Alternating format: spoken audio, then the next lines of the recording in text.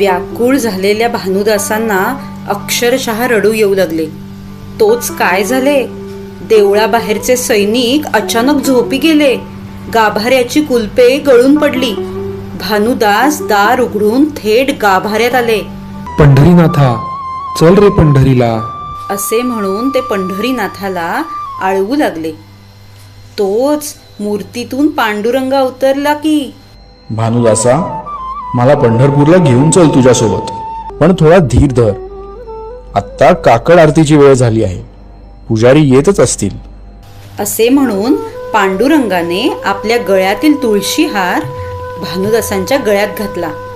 तेव्हा नेमके पांडुरंगाच्या गळ्यातील नवरत्नाचा हार देखील तुळशीच्या हारात गुंतला गेला होता.